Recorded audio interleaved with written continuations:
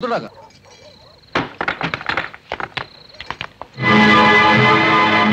খাচ্ছ?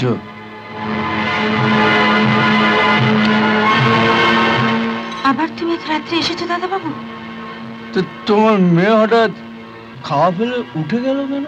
তোমাকে না বারণ করেছি ওসব ছাই পাশ খেয়ে রাত্রিবেলা আমার ঘরে আসবে না। তুমি তো জানো মাসি, সে ছোট্টবেলায় আমার মা মারা গেছে। আর মায়ের কথা মনে পড়লে আমি তোমার কাছে চলে আসি। হ্যাঁ, শুধু বাড়িতে ফিরলেই তোমার আমার কথা মনে পড়ে। এটা তোমার ভুল ধারণা। সব সময় তোমার কথা মনে পড়ে, কিন্তু বিশ্বাস করে এমন একটা চাকরি করে আমার... তুমি একাই পুলিশের চাকরি করো, আর তো কেউ করে না। ঠিক আছে, দেখো কাল থেকে সন্ধ্যের মধ্যেই আমি বাড়ি ফিরে আসবো। আর বড়বাবুকে বলে দেবো আমি আর নাইট ডিউটি করতে পারবো না। বলো ঘোরো না। না বললে শুনবো না মাসি, এই টাকাটা তোমায় নিতেই হবে। বললাম তো নেবো না, তুমি এখান থেকে চলে যাও। মেয়েটাকে ভালো করে খেতেও দিলে না। আরে ডাকো না, খেয়ে নিক। না, ওই ঘরে আসবে না। তাহলে আমি যাই। না, তুমি ওখানে যাবে না। মাসি না, সব না, তোমায় যেতে দেবো না। না, তুমি ওখানে যাবে না। না, বলছি না, ওখানে যাবে না, না।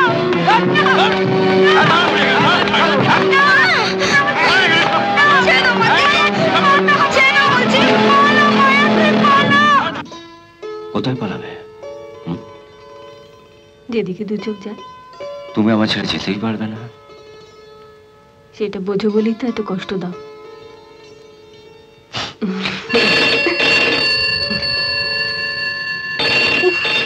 এই এক ফোন হয়েছে।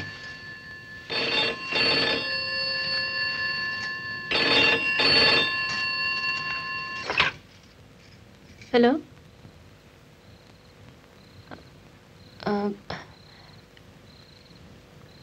হ্যাঁ, ও এখন ঘুমোচ্ছে। কে ফোন করছিল? থানা থেকে তোমাদের বড় বাবু। এত রাত্রে বড়বাবু থানায় কি করছে? এটাকে আজ আছাড় মেরে আমি দেখছি। আমি যে বললাম তুমি ঘুমোচ্ছ। আরে ঘুমোচ্ছে জেনেও যখন এত রাত্রে ফোন করছে নিশ্চয়ই জরুরি দরকার। হ্যালো, হ্যাঁ ঘুম ভেঙে গেছে, বলুন। হ্যাঁ আচ্ছা, আমি আসছি।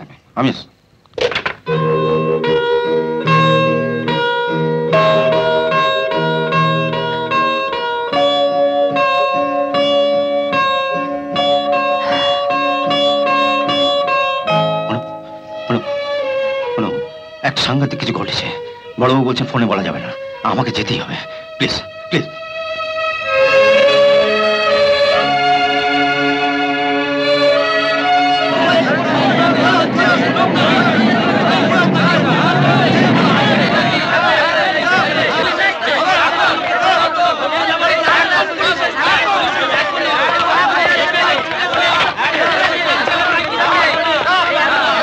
চাপা তো দিতেই হবে। এমএলএর ছেলে একটা বস্তির মেয়েকে রেপ করেছে। সরকারি কর্মচারী হয়ে এই কেস তো আমরা কোর্টে তুলে দিতে পারি না। কেন তুলতে পারবো না? কেন? এমএলএর ছেলে বলে যা খুশি তাই করতে পারবো? যা বুঝেন না। বুঝি স্যার, বুঝি, আমি সব বুঝি।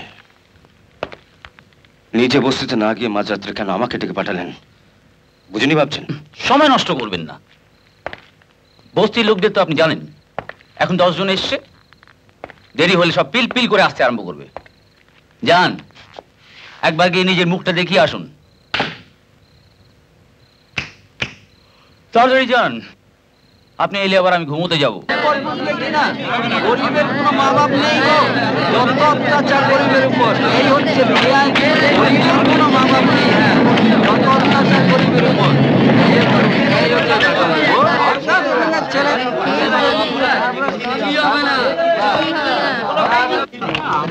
দু হাত ভরে পাবি রে শালা, তার উপর এমএলএর ছেলে বলে কথা।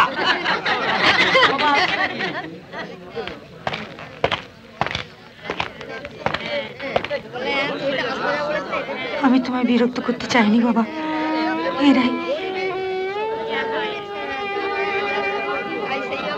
আপনারা সব বাইরে যান। যান।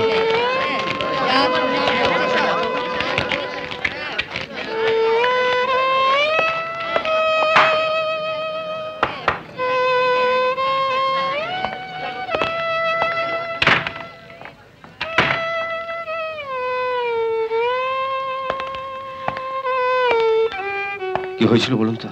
হয়েছিল হয়েছিল হয়েছিল হ্যাঁ বলুন, কোনো ভয় নেই। তুমি তোমার মতো করে যা ইচ্ছে লিখে দিও বাবা, আমি সই করে দেবো। যা ইচ্ছে লিখে দেবো মানে? আমার যা যাবার তা তো গেছে বাবা। আমি চাই না আমার জন্য তোমার কোনো ক্ষতি হোক। তোমার বউ ছেলে আছে, তোমার এসবের মধ্যে না আসাই ভালো। এমএলএ সাহেব। আপনার মেয়ে এখন কোথায়? একবার ডাকুন তো। থাকলে আর আসবে না বাবা, ও যে পালিয়েছে। পালিয়েছে? এত লোকের মাঝখান দিয়ে পালালো কোন পথে? ওদিক দিয়ে।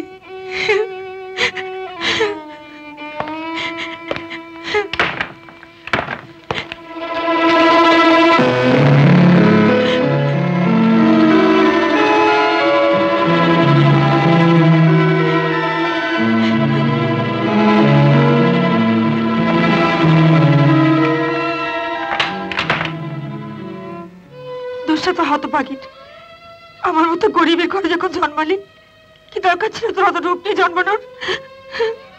শিয়াল কুকুরেতে ছিঁড়ে খাবি।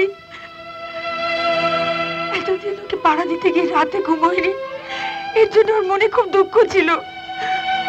আজ থেকে আমি নিশ্চিন্তে ঘুমাবো বাবা, আমি নিশ্চিন্তে ঘুমাবো। ঘটনাটা ঠিক কখন ঘটেছে? কখন ঘটেছিল, কিভাবে ঘটেছিল, এইসব জানার জন্য তো আপনাকে বস্তিতে পাঠানো হয়নি। বস্তির লোক থানায় এসেছিল, পুলিশ বস্তিতে গিয়েছিল, ব্যাস আমার ডিউটি ইজ ওভার। এবার যান, বাড়িতে গিয়ে শুয়ে পড়ুন। শুয়ে পড়বো? একটা স্কাউন্ডারের জন্য একটা অসহায় মেয়ে গলায় দড়ি দিয়ে মরলো, আর সেটা দেখে আসার পর আমি বাড়িতে গিয়ে শুয়ে পড়বো?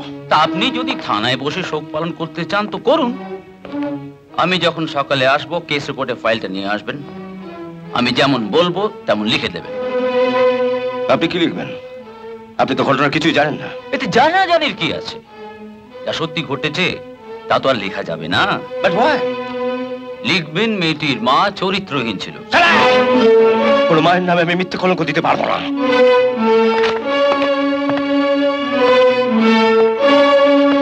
উত্তেজিত না হয়ে আর কি লিখতে হবে শুনুন।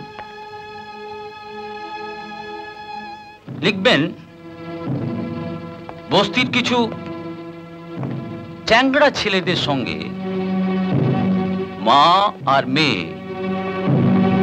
বসে মদ খাচ্ছিল। ঠিক সেই সময় একটি ছেলে সেই মেয়েটিকে তুলে রেপ করে। মা এত বেশি মদ খেয়েছিলেন, সেই ছেলেটিকে ঠিক চিনতে পারেননি। যা লেখার আমি লিখবো।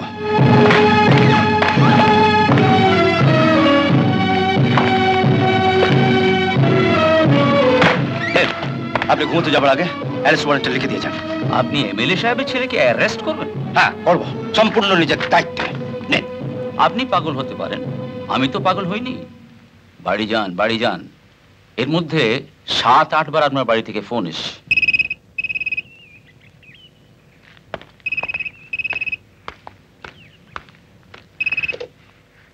হ্যালো? না, বাবা ঘুমোচ্ছে। হ্যাঁ, আমি ওর ছেলে রাজা বলছি। কাল রাত্রে বস্তির ঘটনা সব জানাজানি হয়ে গেছে। ইন্দ্রজিৎ বাবু, আরে হ্যাঁ হ্যাঁ, ওই সাব ইন্সপেক্টর ইন্দ্রজিৎ বাবু তোমাকে অ্যারেস্ট করার জন্য আমার কাছে অ্যারেস্ট ওয়ারেন্ট চেয়েছিল। আমাকে অ্যারেস্ট করবে? এত বড় সাহস! ছোট বাচ্চা কোথায়? সেই যে রাত্রে বেরিয়েছে, এখনো থানাতেই ফেরেনি। বোধহয় আবার সেই বস্তিতেই গেছে। বাড়ি থেকে ওর দাদা কয়েকবার ফোন করেছিল, রাতে নাকি বাড়িতেও ফেরেনি। ও এলে থানায় বসিয়ে রাখবেন, আমি নিজে থানায় আসছি। দেখি শুয়োরের বাচ্চা আমায় কি করে অ্যারেস্ট করে।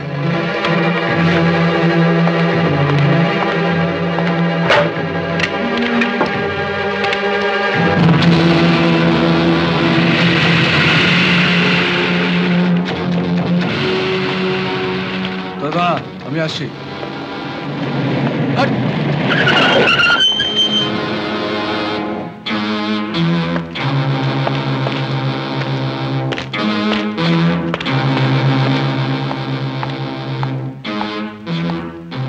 বড়বাবু,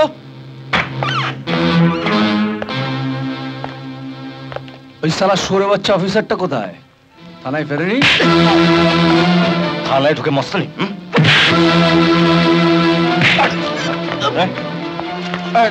কি হচ্ছে নাকি?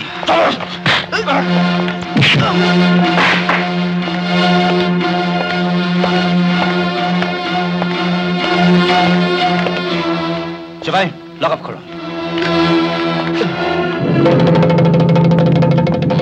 শুয়োরের বাচ্চা, আমায় লকাবে পড়বি? এই সিপাই, তোদের স্যার হুকুম দিয়েছে, লকআপ খোল। খোল লকআপ। রাজা, কি হচ্ছে রাজা? ওকে ছেড়ে দাও, আমি বলছি ওকে ছেড়ে দাও। রাজা না, এই শালাকে আমি লকআপে ভরে চাবিটা বাড়ি নিয়ে যাব। এই লকআপ খোল। চল ভেতরে চল। কি দেখছিস? হ্যাঁ শালা, চল ভেতরে ঢোক। শালা ঢোক। শালা আমার লকআপে ঢুকবি? ঢোক, চল ঢোক।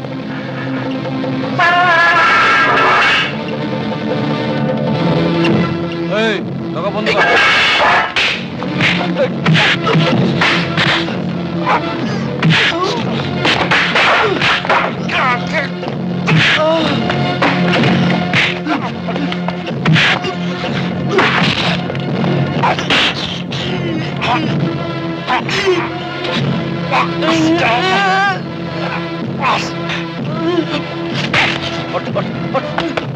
আরে ও কি করছেন কি? ইন্দ্রজিৎ বাবু, আমি বলছি আপনি ওকে ছেড়ে দিন। ইন্দ্রজিৎ বাবু, ওকে আপনি ছেড়ে দিন। এত কিছুর পরেও বলছেন ছেড়ে দেবো? Yes, this is my order. আমার অর্ডারটাও শুনে নিন সোমনাথ বাবু। স্যার, ওনার কাজে বাধা দিলে আমি কিন্তু আপনাকে শুদ্ধ লকআপে পুরে দেবো। মাইন্ডেড। নিজে তো কিছু কাজ করবেন না, আরেকজন করতে চাইলে তাকেও করতে দেবেন না। সবকিছু যেন কেন আপনি অ্যারেস্ট ওয়ারেন্ট দেননি? কেন ওকে মাঝরাতে আমার কাছে ছুটে যেতে হয়েছিল? Why?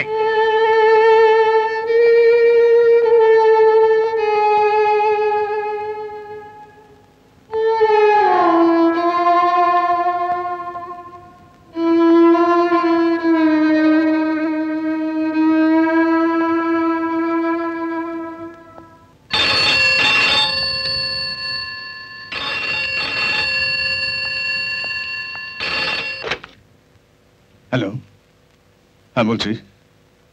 ওর কি বলছেন স্যার? ওর কোনো খোঁজ পাওয়া গেল? হ্যাঁ স্যার, আমি এক্ষুনি থানায় যাচ্ছি। কি হলো? ও এত বাড়াবাড়ি শুরু করেছে যে স্যারের ছেলে রাজাকে অ্যারেস্ট করে লকআপে পুরে দিয়ে।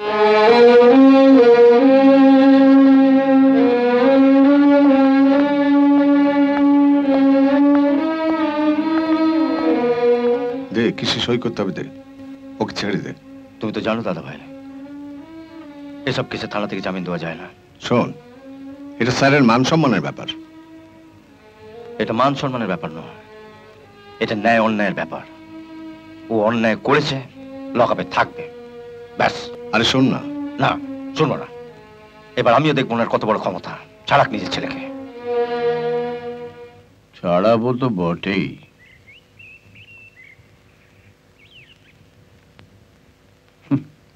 আশ্চর্য, আপনার ভাই কি করে ভুলে গেল যে চাকরিটা ওকে আমি পাইয়ে দিয়েছিলাম। So what? উনি আমায় চাকরি দিয়েছেন বলে ছেলে যা খুশি তাই করে যাবে, আর সেটা আমায় মেনে নিতে হবে? মেনে নিলে ক্ষতি কি? মানুষের কৃতজ্ঞতা বোধ বলেও তো একটা জিনিস থাকে। Oh no, try to behave yourself. তুমি একজন মেয়ে, তার চেয়ে বড় কথা তুমি একজন মা। মা হয়ে for heaven's sake don't support that rapist, যে আরেক মায়ের কোল থেকে তার মেয়েকে ছিনিয়ে নিয়ে যায়।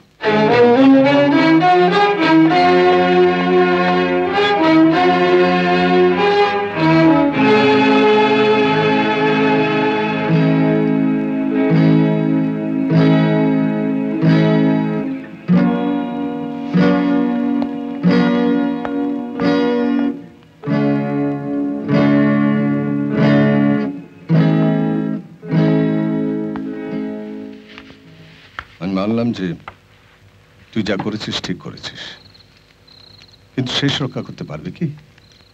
দেখো, টাকার জোর আছে, লোক বল আছে, একটা মিথ্যে সাক্ষী দাঁড় করিয়ে ছেলেকে ঠিক ছাড়িয়ে আনবে। উনি ছাড়িয়ে আনবেন না, ছাড়িয়ে আনবে তুমি।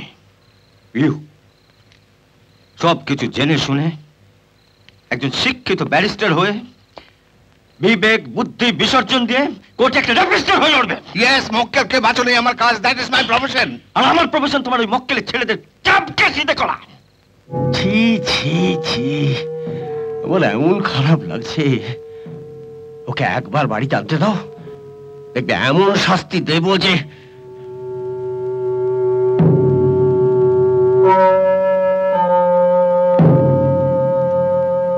তোমাকে যা বললাম সব মনে আছে তো? দেখো, ভুল করে আবার আর একটা বিপদ ডেকে এনো না। তোমায় আবার বলছি, শোনো, কোর্টে অনেক ছেলের মধ্যে রাজা থাকবে, আর বিশ্বজিৎ বাবু তোমায় জিজ্ঞেস করবেন, ওই যে ছেলেরা দাঁড়িয়ে আছে ওখানে, তাদের দিকে ভালো করে তাকিয়ে বলুন তো, যে আপনার মেয়ের উপর যে অত্যাচার করেছিল সে কি আছে?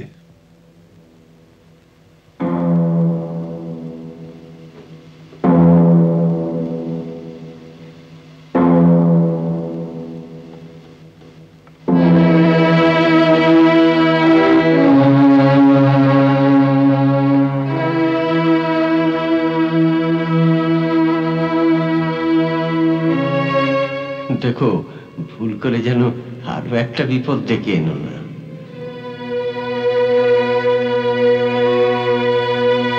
এদের মধ্যে যদি সেই ছেলেটা না থাকে, তাহলে আপনি নেই বলে নেমে যেতে পারেন।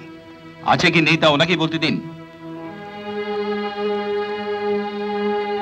চুপ করে দাঁড়িয়ে থাকবেন না, আছে কিনা বলুন।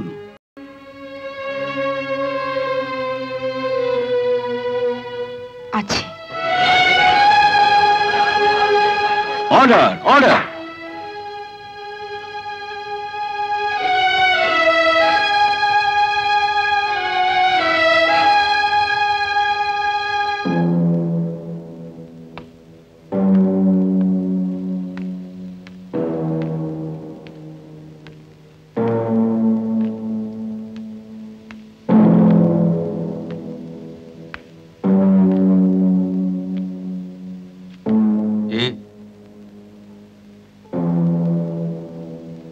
এগিয়ে যান।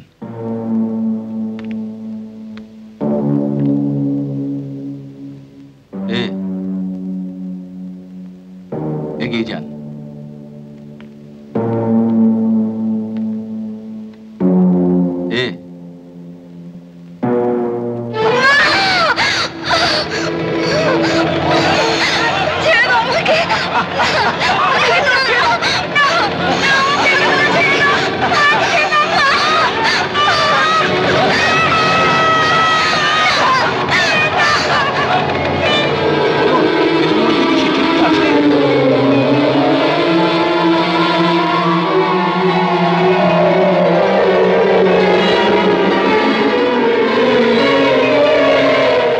এমন আরো অনেক ভিডিও দেখতে এই চ্যানেলটি সাবস্ক্রাইব করে নিন এবং পাশের বেল আইকনটি প্রেস করে দিন।